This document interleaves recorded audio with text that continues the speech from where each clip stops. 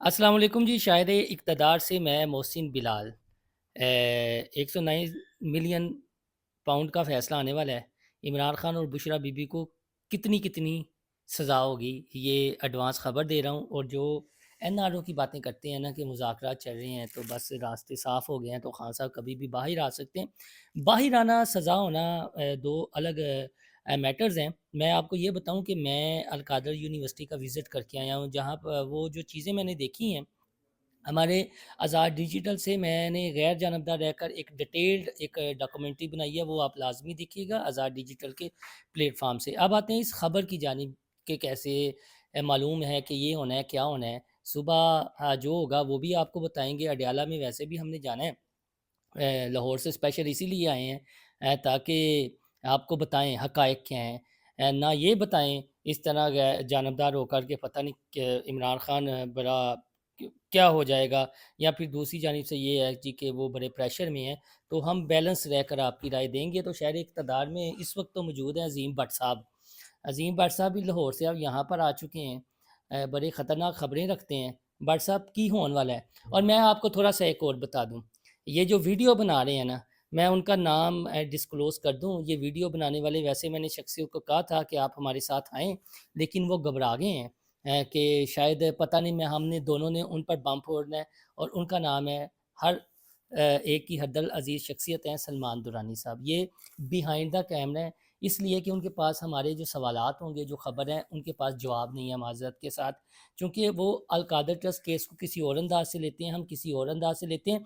और इमरान खान ने इससे क्या फ़ायदा लिया है या नहीं लिया, मलक रियाज़ ने कैसे ट्रैप किया, ये मैंने थोड़ी-सी कहानी बताई है। मज़ीद भट्ट साहब मेरे साथ हैं तो बता देंगे। भट्ट साहब हुण दसो, कुछ साडे दोस्त आंदे ने जिहड़ी यह लॉजिक पेश करते हैं सलमान दुरानी भाई हमारे, इसीलिए तो इस वीडियो का आज हिस्सा नहीं बन रहे। मैं चाहूँगा कि अगर फिर उनका गैरत ईमानी जागे, इमरान खान या बुशरा बीबी से मोहब्बत जागे, और अगर जो हक़ाइक़ हम उन्हें लगे कि हम मसक करें, तो आके ये दरमियान में सीट खाली है, वो आ जाएँगे। ठीक है? बट सब क्या है? नहीं देखिए, ऑफ कोर्स 2 राय पाई जाती हैं। एक के तो ये राय है कि एक ओपन एंड शट केस है, जिसके अंदर जो मिसयूज़ ऑफ पावर है बुनियादी तौर पे उसका इल्ज़ाम है। क्योंकि जो दूसरा आर्गुमेंट दिया जाता है, वो ये दिया जाता है कि इमरान खान के ज़ाती अकाउंट में कौन से पैसे हैं, और ये हाँ। बात दुरुस्त है कि खान के ज़ाती अकाउंट में पैसे नहीं आए हैं।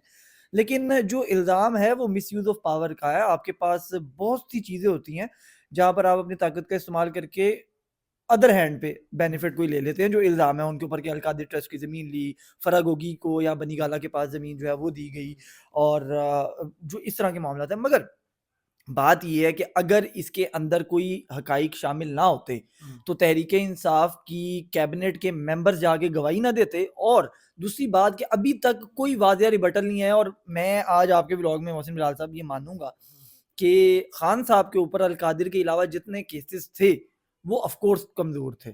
और यार, उसके ये तो अंदर मैंने 3 साल पहले स्टोरी की थी, तब मैं समा टीवी में था।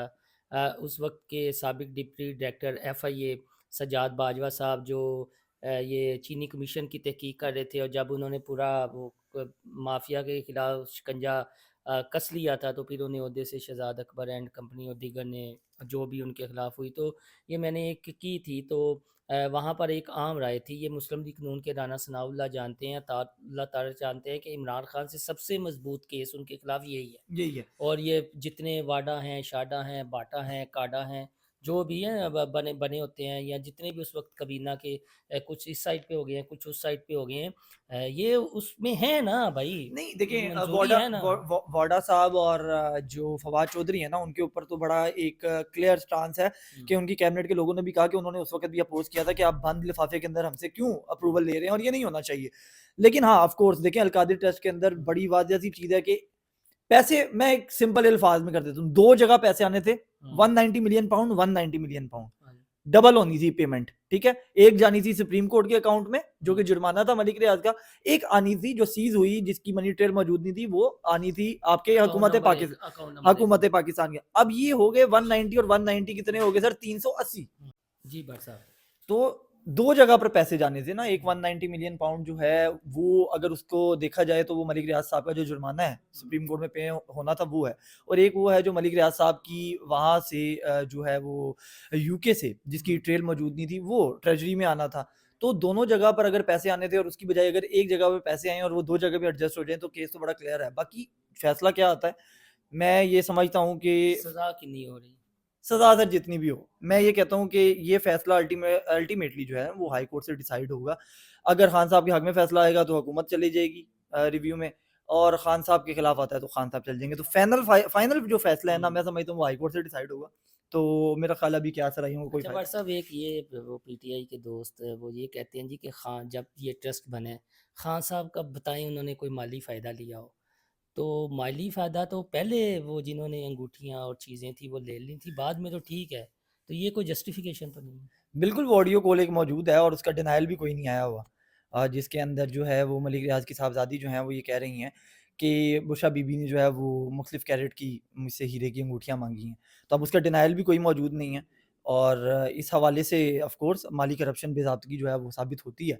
लेकिन ऑफ़ कोर्स अब कोर्ट का फ़ैसला आने दें तो फिर ही हम कुछ कह सकते हैं, क्योंकि कोर्ट में अगर फ़ैसला भी पेंडिंग है तो हम उसके ऊपर क्या तबसरा कर सकते हैं।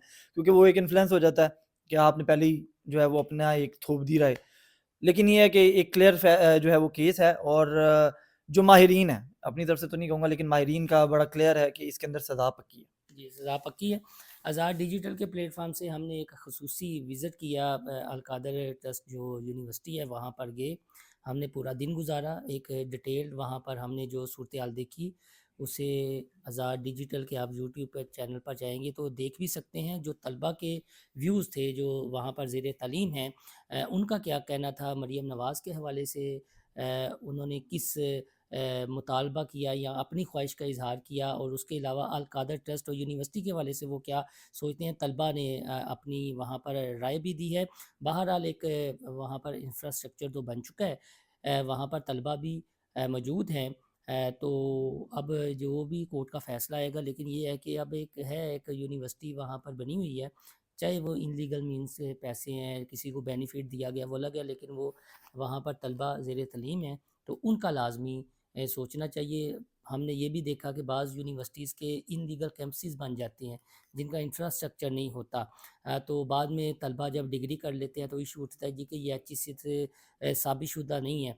तो उसके बाद तलबा को अकोमोडेट कर दिया जाता है, किसी और एफ़िलिएटेड यूनिवर्सिटी से उन्हें डिग्री अलॉट कर दी जाती है। तो ये तो वैसे भी जीसी यूनिवर्सिटी लाहौर से एफ़िलिएटेड एक कैंपस है फ़िलहाल, जो मंज़ूर होना था। एचईसी को लेटर भी लिखा गया था, लेकिन इमरान खान की हुकूमत ख़त्म हो गई तो उसके बाद ये मामला लटक गया। बहरहाल वो तलबा हैं, उनका सोचना चाहिए। जो भी अडयाला से खबर आएगी वो भी आपके साथ शेयर करेंगे। अल्लाह हाफ़िज़।